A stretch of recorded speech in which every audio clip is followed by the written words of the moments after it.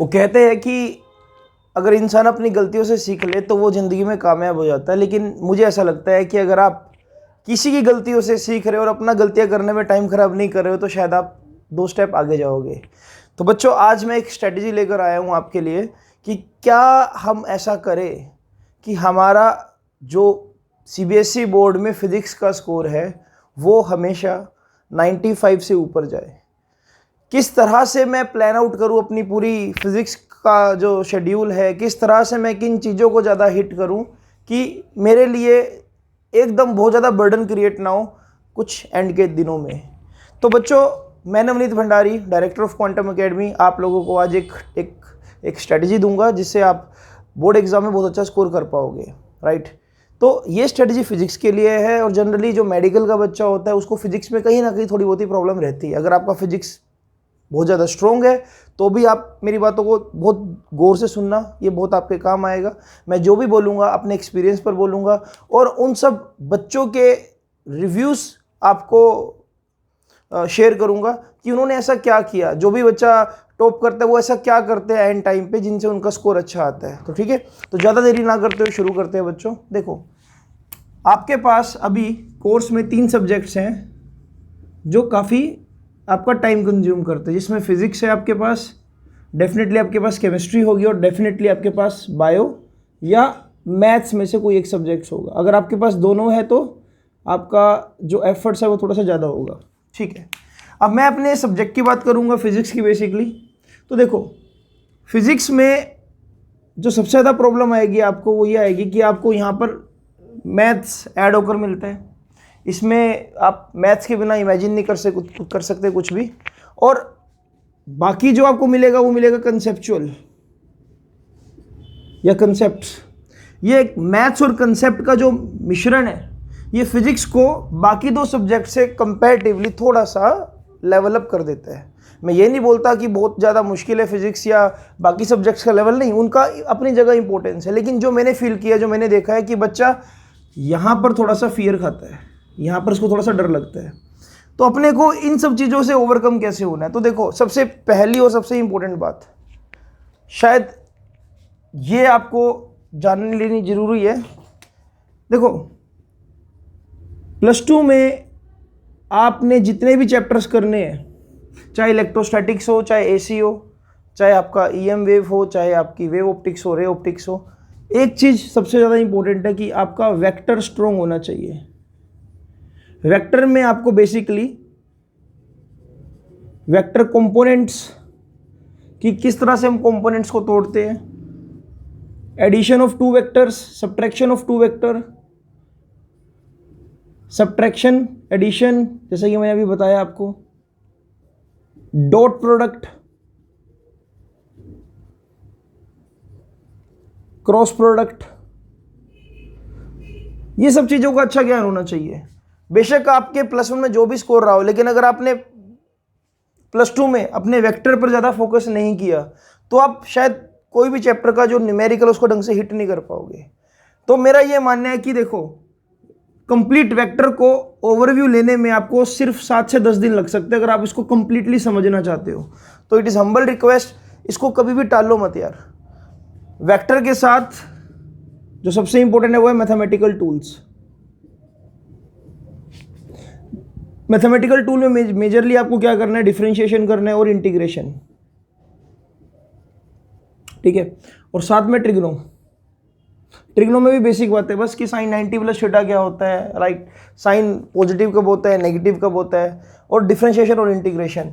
मेरा ये मानना है कि +2 की शुरुआत से पहले या +2 में आप जब भी आपको कभी भी लगे कि आपसे न्यूमेरिकल हिट नहीं हो पा रहा है, कोई वेक्टर पे क्वेश्चन आ गया, सेंट्रल फोर्स का कंसेप्ट है, आप इनके बिना फिजिक्स को इमेजिन नहीं कर सकते। जो ये मैंने बॉक्स में बनाया बच्चों, इसके बिना फिजिक्स को आप इमेजिन नहीं कर सकते।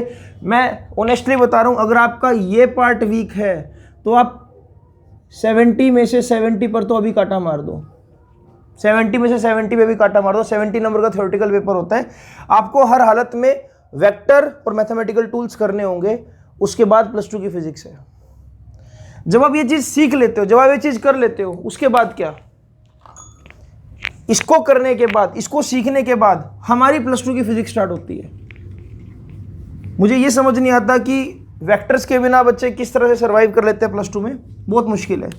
देखो, सबसे पहला और बेसिक तरीका फिजिक्स को करने का, आप जो भी चैप्टर कर रहे हो, सपोज करो आप चैप्टर कर रहे हो आज इलेक्ट्रोस्टैटिक्स, सबसे पहले चैप्टर की बात करूंगा मैं।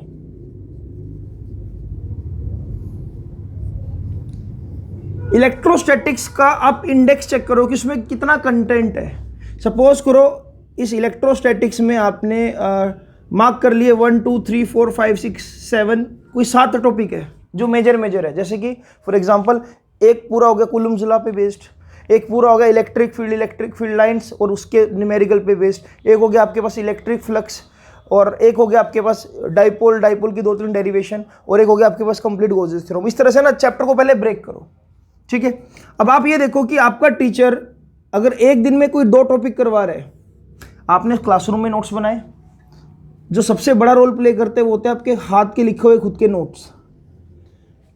क्लासरूम में हो सकता है बच्चों कि आपको 100 में से 40% समझ आए, 50% समझ आए, हर एक लेक्चर एक जैसा नहीं होता। मैं मानता हूं कि कई बार क्लासरूम में आपको 40-50% समझ आता है, और अगर आपने उस लेक्चर को 100% अपने हाथ से लिखा है, जो आपको 60% समझ नहीं भी आया लेकिन आपने उसको लिखा हुआ है, जब टीचर के पास आप एक बार जाओगे वो आपको रिकॉल करवाएगा तो आपको वही चीज़ 100% आ जाएगी। और मेरा ये मानना है कि जब आप कोई भी लेक्चर देखो उसके नोट्स तो आप बनाओगे क्लासरूम में, प्लस उस पर्टिकुलर टॉपिक पर जितना हो सके कंसेप्चुअल ढूंढो आप 1 मार्क्स के। कोई अच्छी सी बुक लो, बुक्स का भी बता दूंगा आपको, उस पर्टिकुलर 2 टॉपिक्स पर कंसेप्चुअल ढूंढो, और साथ में अगर वो न्यूमेरिकल वाला टॉपिक है आपके पास सभी बुक से पहले, इवन तक कि एनसीईआरटी से भी पहले 10 ईयर्स होना चाहिए।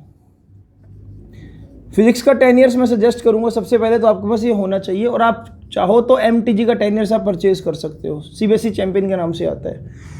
फिर उस टॉपिक को आप उस 10 ईयर्स में ढूंढो और ये देखो कि CBSE का पिछले 5 साल में ट्रेंड क्या है। कोई भी टॉपिक, इनफैक्ट आप किसी भी चैप्टर पे हो, मैं इलेक्ट्रोस्टैटिक्स की बात नहीं करूंगा, आप किसी भी चैप्टर पे हो जो क्लासरूम में आज आप पढ़ रहे हो, उस टॉपिक का ट्रेंड देखो कि CBSE में पिछले 10 साल में इसमें से क्या कुछ पूछा जा रहा है। कंसेप्चुअल ज़्यादा आ रहा है, न्यूमेरिकल ज़्यादा आ रहा है, राइट। इससे आपको आइडिया होगा कि आपने किस टॉपिक को ज़्यादा टाइम देना और किसको बहुत ज़्यादा सीरियसली करना है। समझ पा रहे हो? इससे आपको टॉपिक की इंपॉर्टेंस पता लगेगी। तो स्ट्रेटजी क्या रहनी चाहिए? सबसे पहले क्लासरूम नोट्स, उसके बाद कंसेप्चुअल, ये आपने खुद से पढ़ने हैं, ये आपका खुद का काम है, और सिर्फ मुझे लगता है कि 10 से 15 मिनट लगेंगे आपको उन 2 टॉपिक्स में 7-8 कंसेप्चुअल पढ़ने में। उससे आपको क्या टॉपिक में जितने भी इफ एंड बट्स है वो क्लियर हो सकते हैं।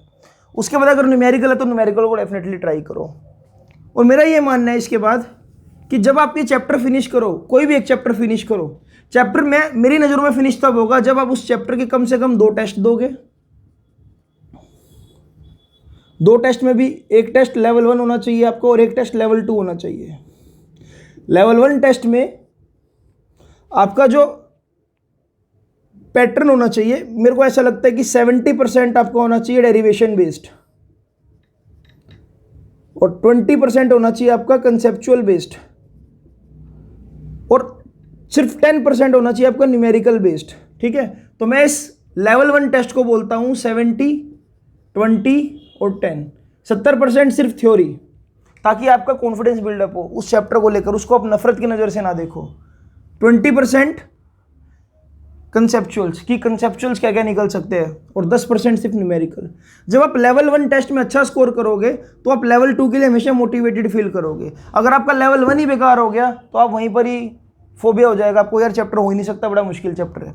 तो लेवल 2 में क्या रहता है मेरे हिसाब से 50% न्यूमेरिकल्स, और इन 50% न्यूमेरिकल को अगर आप एनसीईआरटी में से और 10 ईयर्स में से डालो तो ज़्यादा बेटर है।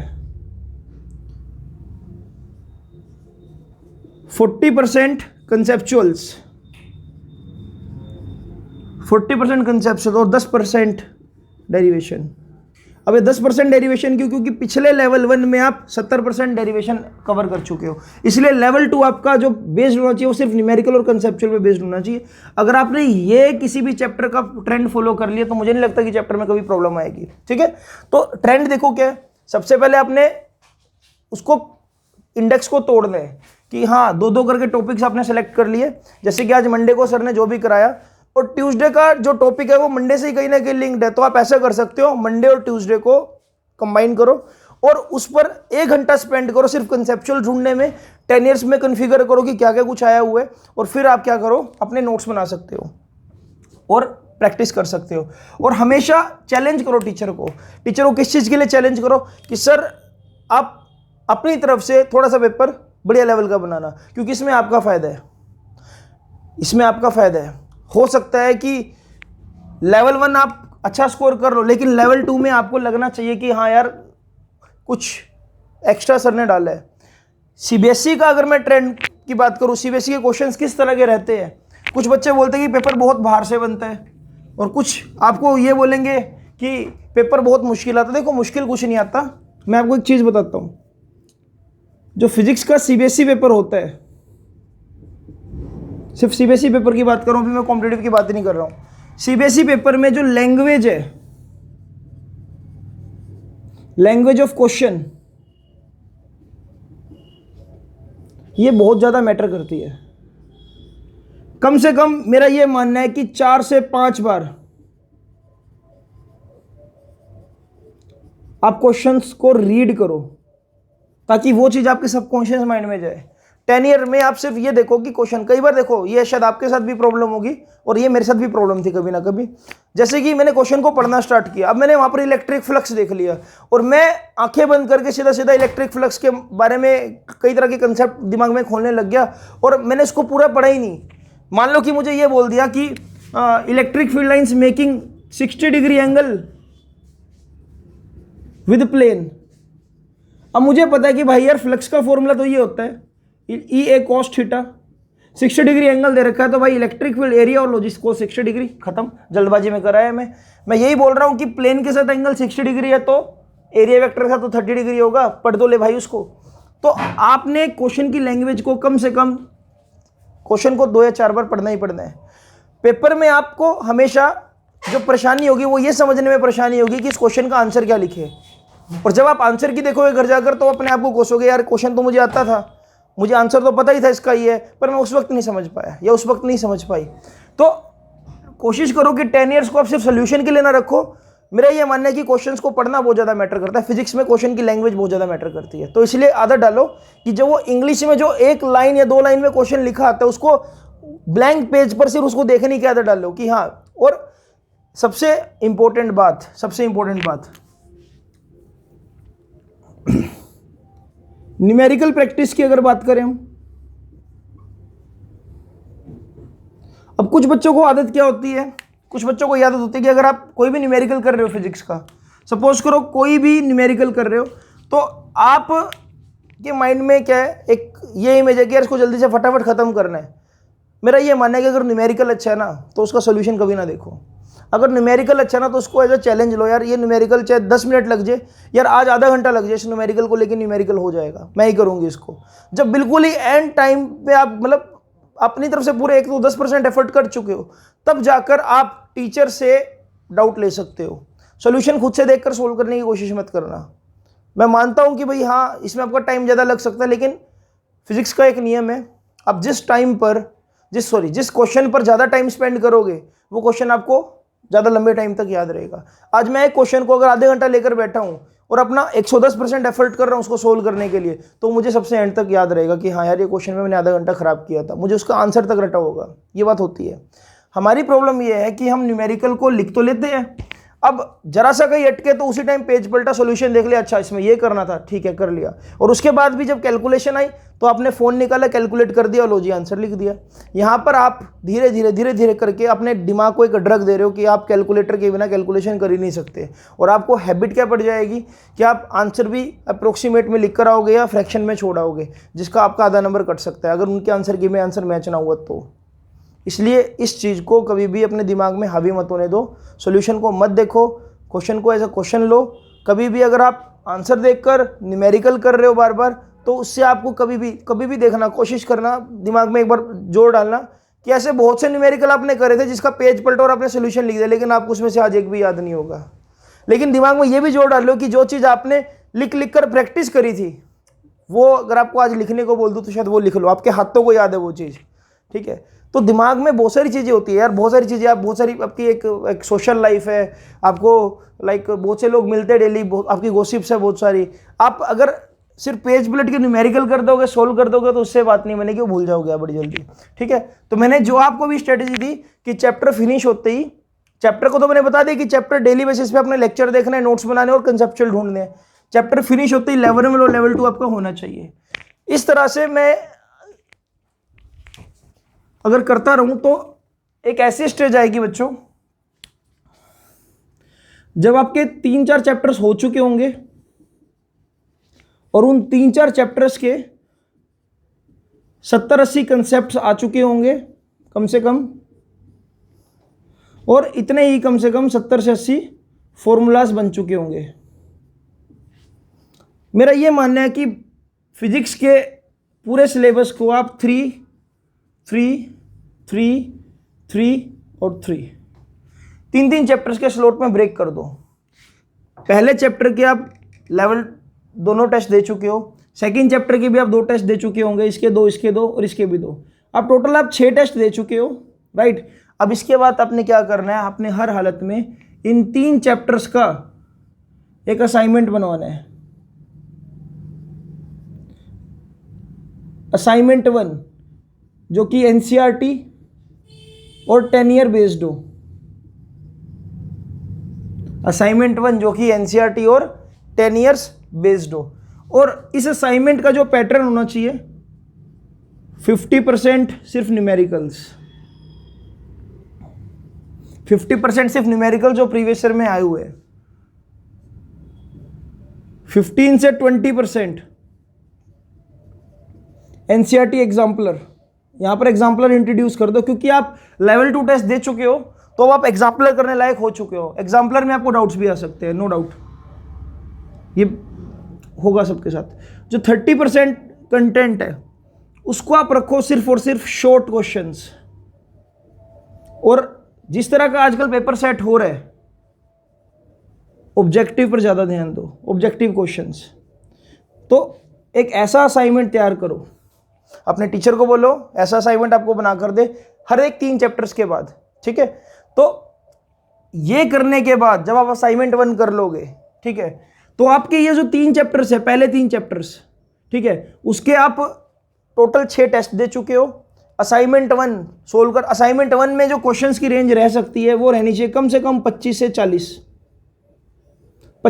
सिलेक्टेड क्वेश्चंस, बढ़िया वाले एकदम, ठीक है, जिसको अपने पूरी शिद्दत से करना है। और असाइनमेंट 1 के लिए अपने आपको डेडलाइन दो कि मैं सैटरडे और संडे 2 दिन में मुझे 4 से 5 घंटे इस पर स्पेंड करने हैं, और 4 से 5 घंटे में 40 क्वेश्चन में अपने हाथ से लूंगा। और इस जो एवरेज है, मतलब अगर आप 3 चैप्टर्स के टेस्ट दोगे और आपने अच्छे से पढ़ा है, तो ऑन एन एवरेज इस तरह के असाइनमेंट में से आपके 4 से 5 डाउट्स भी निकल सकते हैं, जिनको आपने हमेशा टीचर से लेना है।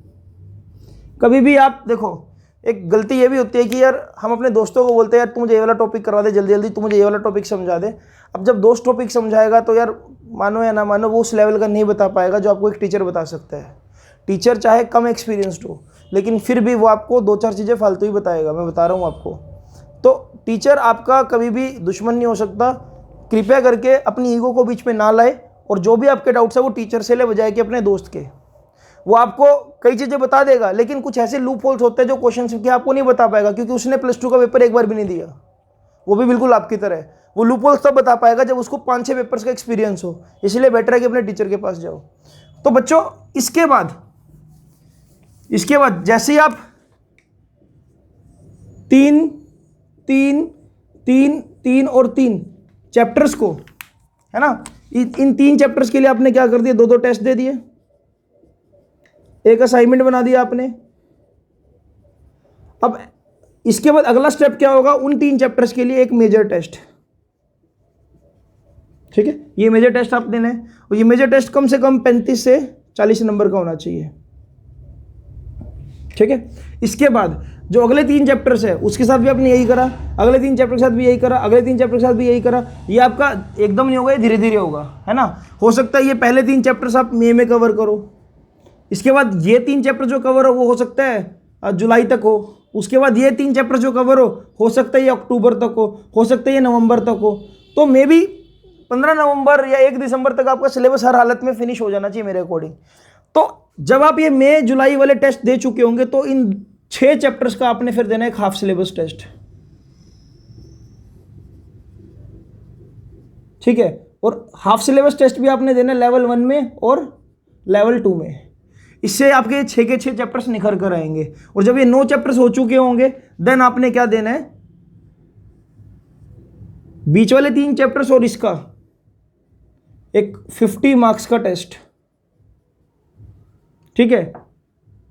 उसके बाद फिर आपने क्या करना है, इस पहले चैप्टर और इस मतलब इस पहले 3 चैप्टर के सेगमेंट और इस तीसरे 3 चैप्टर के सेगमेंट का 50 मार्क्स का टेस्ट। इससे क्या होगा बच्चों कि आप चाहे कोई मर्जी चैप्टर करो लेकिन आप पिछले चैप्टर के टच में होंगे, क्योंकि कई बार आप वो चैप्टर पढ़ चुके होंगे। और नवंबर में एक बार आपने सब सिलेबस फिनिश कर दिया इसी पैटर्न पर, तो आपके पास एक अच्छा खासा टाइम होगा, कम से कम नियर अबाउट 70 से 80 दिनों का, जिसमें आप कितने टेस्ट दे चुके हो अगर हमें देखें तो 2 आप तो टेस्ट दोगे हर एक चैप्टर के लेवल में, लेवल 2, ठीक है। कम से कम 2 तो दोगे। अगर सपोज करो आपके पास 15 चैप्टर है, 30 टेस्ट तो हो गए आपके ये वाले, ठीक है। 30 के बाद 15 आपके छोटे ये वाले 35 और 50 नंबर के टेस्ट हो गए, 45 टेस्ट हो गए। और जब आप नवंबर में सिलेबस कवर कर लोगे तो मुझे ऐसा लगता है कि आपको फुल सिलेबस टेस्ट पर आ जाना चाहिए सीधा सीधा, ठीक है। फुल सिलेबस टेस्ट पर एक फुल सिलेबस टेस्ट होना चाहिए आपका नंबर 1 जो कि लेवल 1 हो। इसमें आपको आपकी मेमोरी रिटेनिंग पावर समझ आ जाएगी कि आपको कितना कुछ कंसेप्ट अभी याद है सिर्फ लेवल 1 में। लेवल 1 का ट्रेंड क्या, 70% थ्योरी 30% न्यूमेरिकल, ठीक है। उसके बाद जब आपको समझ आ जाए कि हाँ यार आपको बहुत कुछ पढ़ने की जरूरत है, इसके बाद आप जाओ लेवल 2 में। लेवल 2 और लेवल 1 टेस्ट में कम से कम 15 दिन का ब्रेक होना चाहिए, और ये नवंबर के अंदर हो जाए तो बेटर है।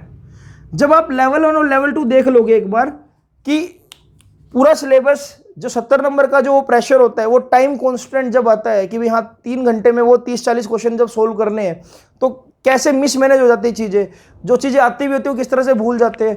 यहाँ से आपको थोड़ा सा एक्सपीरियंस मिलेगा, क्योंकि इससे पहले सितंबर में भी आप 70 नंबर का पेपर दे चुके होंगे स्कूल में, राइट। तो इससे आपको एक एक्सपीरियंस मिलेगा कि हाँ यार मेरी टाइम मैनेजमेंट क्या होनी चाहिए। यहाँ पर देखो सब्जेक्ट मैनेजमेंट तो हो रही है, कंटेंट मैनेजमेंट तो हो रही है, लेकिन टाइम मैनेजमेंट के लिए आपने 2 फुल सिलेबस टेस्ट दिए, एक आधा स्कूल में दिया, ठीक है। इसके बाद जब ये चीज़ आपको दिमाग में आ जाएगी कि हाँ यार आपको अपने अब किस पे, अब आपके लिए सबसे बड़ा चैलेंज क्या है कि क्वेश्चन को लिमिटेड टाइम के अंदर सोल्व करना। अभी आप क्वेश्चन तो देखो सोल्व करने लग जाओगे, डेरिवेशन तो सोल्व करोगे ही, इन बिटवीन आपके एफर्ट तो रहेंगे जो छोटे मोटे आप टेस्ट दे रहे हो। इसके बाद सबसे बड़ी बात है कि आपने टाइम मैनेजमेंट करना है। तो टाइम मैनेजमेंट के लिए आप क्या करोगे, आप देखो टाइम मैनेजमेंट के लिए आप पूरा दिसंबर यूज करोगे। दिसंबर से जनवरी में अगर मैं खुद की बात करूं तो मैं एक कोर्स लॉन्च करता हूं चाणक्य नीति, जैसे वैसे वो जनवरी में लॉन्च करता हूं, लेकिन इस बार मेरा प्लान है दिसंबर में लॉन्च करने का। तो जनरली जो मैंने चाणक्य नीति में बना रखा है वो ऐसा कुछ करता हूं मैं कि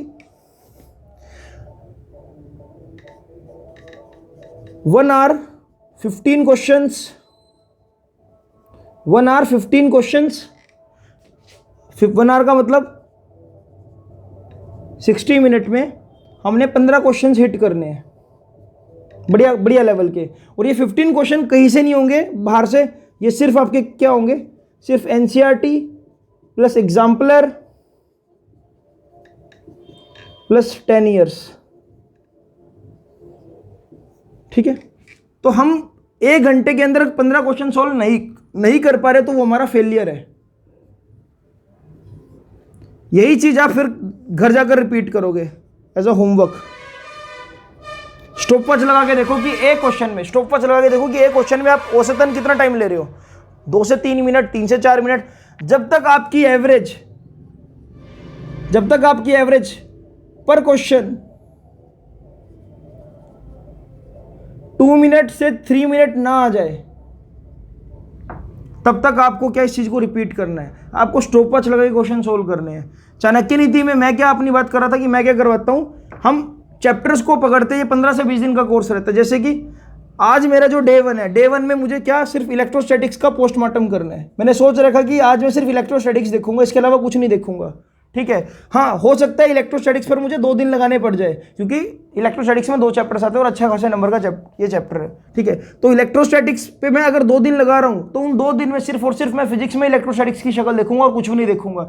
और जहां से भी मुझे क्वेश्चन मिलेंगे मैं ढूंढने की कोशिश करूंगा कि यार कोई मुझे क्वेश्चन ला के दो, मुझे क्वेश्चन ला के दो, मुझे क्वेश्चन ला के दो। जैसे कि आजकल वो मीम फेमस हो रहा है ना, मुझे ड्रग दो, मुझे ड्रग दो, मुझे ड्रग दो।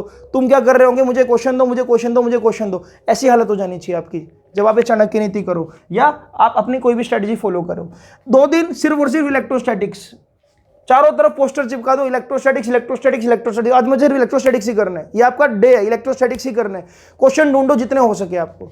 जब आप इतना कॉन्फिडेंट हो जाओ कि यार अब मेरे सामने कोई भी क्वेश्चन आ जाए तो मैं कर दूंगा, अपने दोस्तों को चाहिए यार कोई अच्छा सा क्वेश्चन भेज, यार कोई बढ़िया सी प्रॉब्लम भेज, परेशान कर दो, डीएम कर करके परेशान कर दो, सेंड मी ए क्वेश्चन, सेंड मी ए क्वेश्चन। तो आपके अंदर वो कॉन्फिडेंस आएगा कि हाँ यार इलेक्ट्रोस्टैटिक्स में आपको कोई बीट नहीं कर सकता, आने दो लेवल 2, आने दो लेवल 3, कोई चक्कर ही नहीं है, ठीक है। जब ये कॉन्फिडेंस आ जाए दिल में तो फिर आएगा आपका डे 2 या डे 3 व्हाटसोएवर, फिर आप आओगे सीई पर। सेम प्रोसेस, अगले 2 दिन या अगला 1 दिन सिर्फ और सिर्फ करंट इलेक्ट्रिसिटी डे। कुछ भी हो, कहीं पर भी हो, इलेक्ट्रिक, अपने घर का पंखा देखो भाई, क्यों घूम रहा है तू, मेरा दिमाग घूम चुका है, मुझे सिर्फ और सिर्फ पोटेंशियोमीटर के क्वेश्चंस करने हैं, मुझे सिर्फ और सिर्फ चारों तरफ किरचॉफ लॉ नजर आ रहा है, मुझे ऐसे लग रहा है कि नींद में भी करंट इधर से उधर जा रहा है। ये हालत हो जानी चाहिए, क्योंकि आपके पास टाइम बहुत थोड़ा बचा है। तो इस तरह से वही है कि आपने देखो, एक और चीज, कम से कम अगर आप इलेक्ट्रोस्टैटिक्स पे टाइम लगा रहे हो अपना 2 दिन, मेरा ये मानना है 2 दिन के अंदर कम से कम 50 न्यूमेरिकल, कम से कम बता रहा हूं ये 50 न्यूमेरिकल, 50 कंसेप्चुअल्स और ऑल डेरिवेशंस, ये आपके हाथ से निकली होनी चाहिए बच्चों।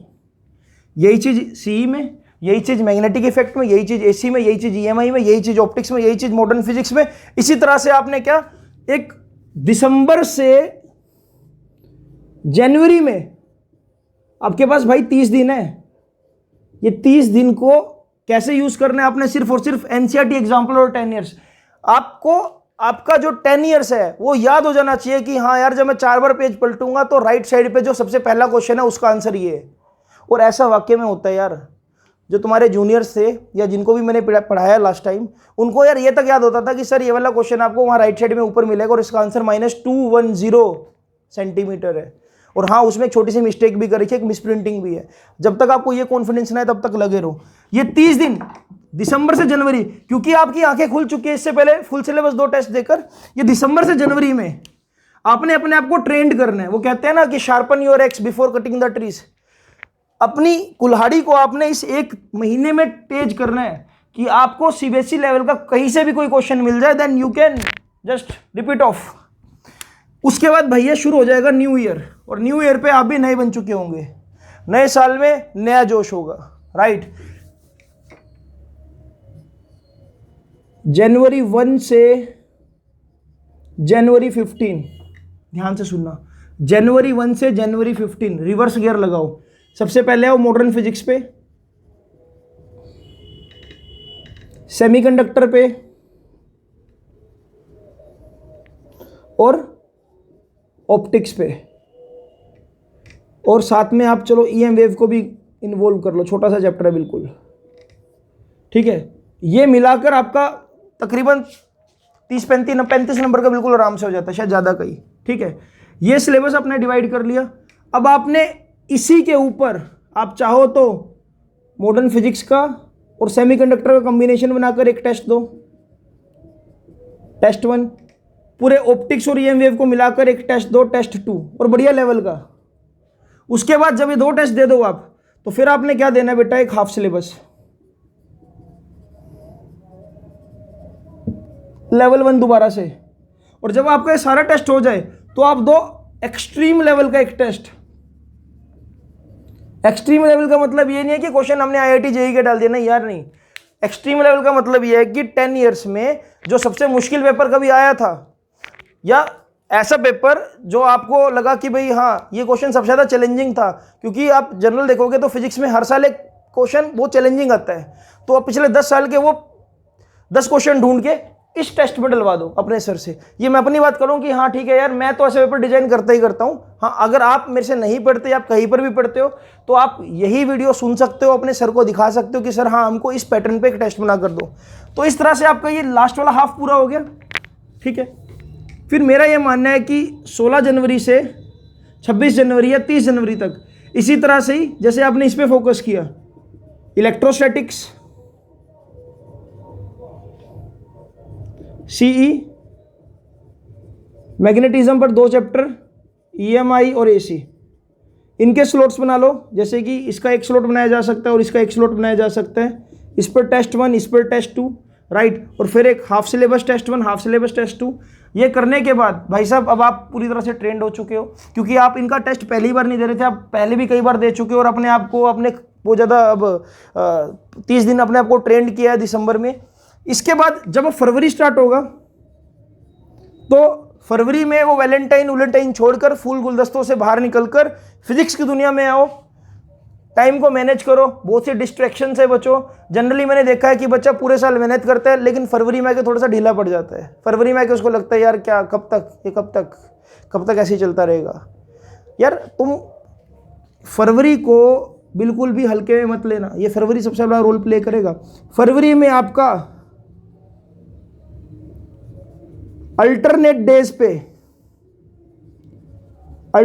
पे आपका एक फुल सिलेबस टेस्ट होना बहुत जरूरी है। कम से कम मुझे ऐसा लगता है कि आपने फरवरी में 5 फुल सिलेबस टेस्ट तो देने ही देने हैं, कम से कम 5, ज़्यादा नहीं, कम से कम 5। और एक टेस्ट से दूसरे टेस्ट में मेरे को ऐसा लगता है कि अगर आप 3 से 4 दिन का भी डिफरेंस दोगे तब भी कवर हो जाएंगे। वो 3 से 4 दिन का डिफरेंस इसलिए क्योंकि मैं मानता हूं कि एक फुल सिलेबस टेस्ट को प्रिपेयर करने के लिए आपको दोबारा से रिकॉल करने की जरूरत होगी। एक ऐसी स्टेज होगी जब आपको आपके नोट्स टिप्स पे होंगे, आपको टेनियर टिप्स पे होगा और आपको हर एक चैप्टर में से वो एक्सट्रीम क्वेश्चन भी टिप्स पर होंगे। अगर आपने बच्चों मेरी इस टेक्निक को फॉलो कर लिया कि मैं बात लिखकर पेपर पे साइन करके आपको देने को तैयार हूं कि आपको फिजिक्स में 70 में से 70 लाने में कोई नहीं रोक सकता। ये सब थी टेक्निक्स कि आपको किस तरह से पढ़ना चाहिए, किस तरह से टेस्ट को डिवाइड करना चाहिए और किस तरह से आपको फॉलोअप लेना है। इस वीडियो को ध्यान से देख लो। मैं अभी भी बोल रहा हूँ फरवरी में कम से कम 5 फुल सिलेबस टेस्ट, और फरवरी के लिए प्रिपेयर होने से पहले जनवरी बहुत इंपॉर्टेंट है। और सबसे इंपॉर्टेंट क्या होगा आपका, दिसंबर से जनवरी। कोशिश करना कि आप 1 दिसंबर तक हर हालत में अपना सिलेबस वाइंड अप कर लो। 1 दिसंबर सबसे डेडलाइन है। जनरली 15 अक्टूबर 1 नवंबर तक सिलेबस वाइंड अप हो जाता है, तो 1 दिसंबर तक आपको हर हालत में, क्योंकि इस साल थोड़ा सा मैस्ड अप हो गई सारी चीज़ें, बट हाँ 1 दिसंबर तक आपका सिलेबस हर हालत में ख़त्म हो जाना चाहिए, तब आप इस रूटीन को फॉलो कर सकते हो। ठीक है, तो अब ये तो था कि स्ट्रेटजी क्या रहेगी आपकी, किस तरह से पढ़ना है, किस तरह से फिजिक्स को टेस्ट को डिवाइड करना है। अभी भी बोल रहा हूँ सबसे पहले और बेसिक स्टेप को मत भूलना। वेक्टर डिफरेंशिएशन इंटीग्रेशन की बिना आप इमेजिन नहीं कर सकते कि आपको 70 नंबर आएंगे। ठीक है, तो वो आप उसके लिए टाइम निकाल लो। अब आपको बुक्स कौन कौन सी चाहिए फिजिक्स के लिए तो वो देख लेते हैं। ये मेरा खुद का ओपिनियन है, बाकी आप कुछ जैसा ठीक लगे। मेरा काम है वो नॉलेज आपको देना जिससे बहुत से बच्चे अच्छा स्कोर करते आए हैं हमारी एकेडमी से और डेफिनेटली आगे भी करेंगे। एनसीईआरटी तो आपको चाहिए ही चाहिए, और एनसीईआरटी के लिए भी मैं आपको एक दो चीज़ें बताऊंगा। प्लस 10 ईयर्स, जब आपका ये पार्ट स्ट्रोंग हो जाए, तो आप दिसंबर के टाइम में या नवंबर के टाइम में सिर्फ और सिर्फ एनसीईआरटी एग्जाम्पलर पे फोकस करना। ठीक है, एनसीईआरटी एग्जाम्पलर के ऊपर फोकस करना। ये सब नेसेसरी है, ये बहुत इंपॉर्टेंट है। इसके बिना आप इमेजिन नहीं कर सकते कि आपका कुछ अच्छा स्कोर आएगा। ये इंपॉर्टेंट है। कभी भी बच्चों एनसीईआरटी को रीड मत करना, वर्ड टू वर्ड रीड मत करना। कब मत करना? बिफोर 1 दिसंबर। एनसीईआरटी को रीड करने का फायदा तब है जब अपने नोट्स, आपने लेक्चर्स का कंटेंट अच्छे से डाइजेस्ट कर लिया हो, क्योंकि एनसीईआरटी की जो लैंग्वेज है बहुत ही कॉम्प्लिकेटेड लैंग्वेज है। आपको सीधा सीधा आंसर नहीं मिलेगा गीता के श्लोक की तरह, उसको खोलना पड़ेगा। उसको खोलने का काम कौन करेगा? आपका श्री कृष्ण, जो कि आपके टीचर है। तो एनसीईआरटी को रीड मत करना बच्चों को। मैंने देखा है स्टार्टिंग में आता है बिंदास एकदम, मार्च में सेशन स्टार्ट होती है, एनसीईआरटी की नई नई 2 कोरी किताबें लेकर सर आज से पढ़ना स्टार्ट करना है। वो पहला पेज ही पलटते हो, गंदे गंदे डायग्राम उनको दिखते हैं, वहीं पे गिव अप कर देते हैं। यार ना करना ऐसा। एनसीईआरटी के क्वेश्चंस प्रैक्टिस करो, लेकिन लैंग्वेज रीड करने के लिए पहले आपको उनका मतलब पता होना चाहिए, और मतलब पता होगा तभी आपको पढ़ने में मजा आएगा, ऐसे नहीं आएगा। तो इसलिए एनसीईआरटी को रीड तब करना जब आपको कंटेंट सारा कवर हो, क्लियर हो जाए, आपको पता हो कि हाँ यार फील्ड लाइंस ऐसे निकल रही है तो उसका मतलब क्या है, ये डायग्राम का मतलब क्या है। अच्छा, इसके बाद मैं ये सजेस्ट करूंगा कि आपके पास एक बुक होनी चाहिए, एनसीईआरटी एट फिंगर टिप्स के नाम से। ये बुक आपको नीट के लिए भी हेल्प करेगी, और इस बुक में ऑब्जेक्टिव प्रॉब्लम आपको चैप्टर वाइज मिल जाएगी। एनसीईआरटी एट फिंगर टिप्स आप चाहो तो एमटीजी की ले सकते हो, राइट। वरना अरिहंत की भी एक बुक आती है जिसको हम बोलते हैं एनसीईआरटी फॉर नीट। मैं दिखा देता हूँ, शायद मेरे पास पड़ी होगी यहाँ पर कुछ ऐसी book, NCERT for NEET volume 2, इस तरह की बुक, ठीक है। इसमें सिर्फ और सिर्फ ऑब्जेक्टिव फॉर्म में कन्वर्ट कर रखा है, असर्शन रीजन की फॉर्म में, पैराग्राफ, इस तरह से आपको क्वेश्चंस दे रखे हैं, राइट, ठीक है। ये काम जब आप ये सब चीजें कर लो, जो दिसंबर से लेके फेब तक आपको हेल्प करेंगे वो करेंगे। कोई भी आप सैंपल पेपर लेना,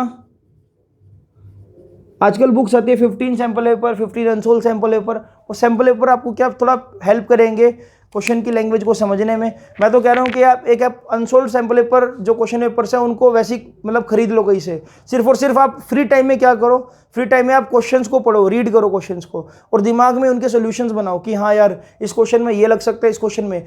वरना एक ऐसी स्टेज आएगी, हाँ आपने 10-15 क्वेश्चन पढ़ लिए, एक क्वेश्चन आपके माइंड में ऐसा क्लिक होगा यार ये क्वेश्चन ना मैं पहली बार देख रहा हूँ, तो इसको थोड़ा सा क्या आपको एक चैलेंज मिलेगा कि हाँ यार अभी भी आपकी प्रिपरेशन वो लेवल की नहीं है।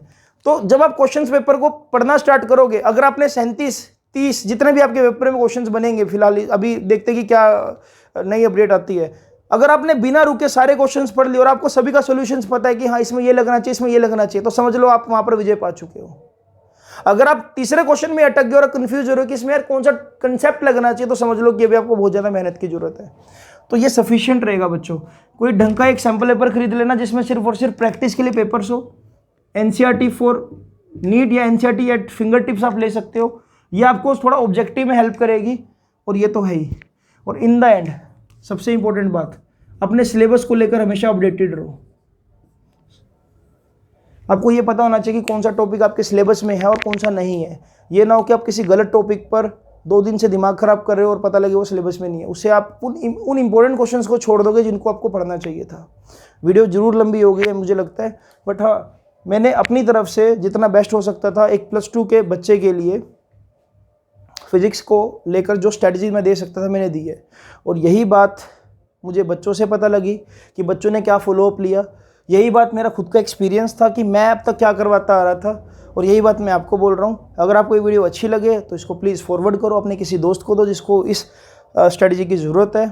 चैनल को सब्सक्राइब करो अगर आप नए हो, और ठीक है मैं इसी तरह से कुछ और वीडियोस डालता रहूँगा। मुझे कमेंट बॉक्स में ये ज़रूर बताना बच्चों कि आपको और किस तरह की वीडियो मुझसे चाहिए रिगार्डिंग फिज़िक्स, ताकि मैं आपकी मैक्सिमम से मैक्सिमम हेल्प कर सकूँ, ना सिर्फ कंटेंट में, ना सिर्फ वीडियो लेक्चर्स में, बल्कि आपको पर्सनली भी मैं गाइड कर सकूं, ताकि किसी भी तरह का कोई आपके दिमाग में बर्डन ना हो एंड में।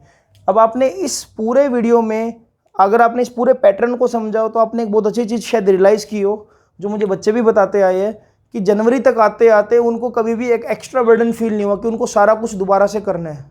उनको हर वक्त ये लगा कि अगर हम आधा घंटा भी सिर्फ नोट्स को देख लेंगे तो हमको सारे टॉपिक्स रिकॉल हो जाएंगे। हाँ, इसमें मैं एक चीज़ जो आपको बतानी भूल गया, वो भी मैं अभी आपको बता देता हूँ कि आपके पास खुद की एक फॉर्मूला शीट होनी चाहिए। आपके पास खुद की एक फॉर्मूला शीट होनी चाहिए लिखी हुई। हर एक चैप्टर के बाद एक वाइट पेज पर उस चैप्टर की समरी आपने खुद से लिखनी है और उसको चिपकाना है। सिर्फ टेस्ट से पहले आपको उस पेपर को रीड करना है, फॉर्मूलाज को रीड करना है, क्योंकि आपके हाथ से लिखा हुआ है, और जस्ट टेस्ट में बैठ जाना है। ठीक है, समझ पा रहे हो इस बात को? जैसे कि आपने अगर ऑप्टिक्स किया तो ऑप्टिक्स के सारी डेरिवेशंस के रिजल्ट, मेन कंसेप्ट्स आपने एक ही वाइट पेपर पे खत्म कर देना। और जब भी आपका कोई टेस्ट ऑप्टिक्स का, वो पेज सामने रखा, 5 मिनट रिकॉल किया और बंद कर दिया और रख दिया साइड में। इससे आपको एक एडवांटेज मिलेगा हमेशा, यकीन मानो। ये तो था स्ट्रेटेजी। मैं एक और वीडियो लेकर आऊँगा कि how to attempt physics paper, what are the do and what are the don'ts, किन चीज़ों का ध्यान रखना होता है और किन चीज़ों का ध्यान नहीं रखना आपने, किन चीज़ों को इग्नोर करना है। सो मिलते हैं बच्चों आपसे अगली वीडियो में। वीडियो को शेयर करना मत भूलना। Thank you so much for watching this.